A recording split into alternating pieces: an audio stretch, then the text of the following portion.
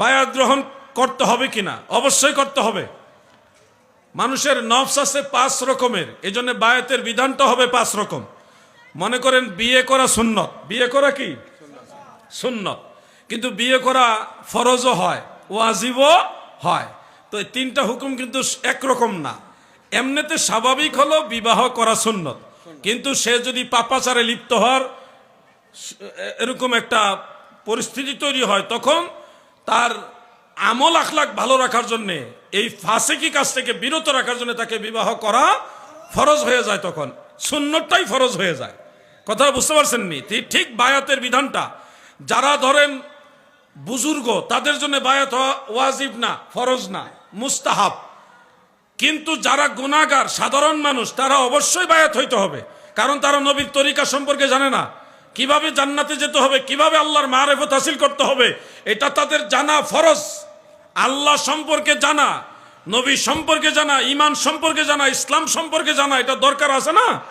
তো সেই জিনিস জানার জন্য যারা আওয়াম আছেন, আপনাদের অবশ্যই বায়াত গ্রহণ করতে হবে, নাহলে ঈমানের রাস্তা চিনবেন কার কাছ থেকে? নিজে নিজে ডাক্তার হওয়া যায় না, নিজে নিজে ইঞ্জিনিয়ার হওয়া যায় না, নিজে নিজে আপনি চাইলে কিছু হইতে পারবেন না, কারো না কারো সহযোগিতা নিতে হবে। ঠিক তেমনি ভাবে আপনি যদি আল্লাহর ওলি হইতে চান, আপনি যদি আল্লাহর প্রিয় বান্দা হইতে চান, মুমিনে কামিল হইতে চান, তাহলে আল্লাহর ওলির কাছে বায়াত হইতে হবে। বায়াতের কথা কোরআনে আছে, ইন্নাল্লাযীনা ইউবাইউনাকা ইন্নামা ইউবাইউনাল্লাহ ইয়াদুল্লাহি ফাওকা আইদিহিম। বায়াতের বিধান কিয়ামত পর্যন্ত চলবে। মনে রাখবেন, বায়াত 2 প্রকার। বায়াত 2 প্রকার।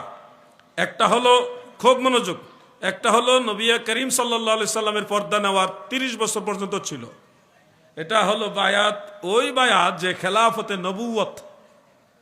আর 30 বছর শেরেখুদা মাওলা আলী শাহাদাতের পরে ইমাম হাসান রাদিয়াল্লাহু আনহু যখন শাহাদাত বরণ করলেন, তখন 30 বছর কমপ্লিট হয়ে গেল। তখন খেলাফতে নবুয়ত বন্ধ হয়ে গেছে, খেলাফতে নবুয়ত বন্ধ হয়ে গেছে। তখন মুলকিয়াত আসছে। মুলকিয়াত মানে রাজতন্ত্র, বাদশাহ, রাজা, মালিক ফাহাদ বলে না, বাদশাহ ফাহাদ, এই মুলকিয়াত আসছে ওই 30 বছর পর থেকে। এই 30 বছরের পরে ইমাম হুসাইন রাদিয়াল্লাহু আনহু যখন কারবালায়, তখন তিনিও তো নবীর আওলাদ, আহলে বাইতে রাসূল। তিনি যখন মুসলিম বিন আকিলকে প্রতিনিধি হিসেবে পাঠালেন কুফায়, কুফার মানুষ কিন্তু মুসলিম বিন আকিলের কাছে বায়াত হয়েছিল, 40,000-এর মতো মানুষ বায়াত হয়েছে।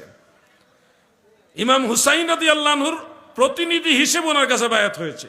বায়াতটা মূলত ওনার কাছে না, ওনার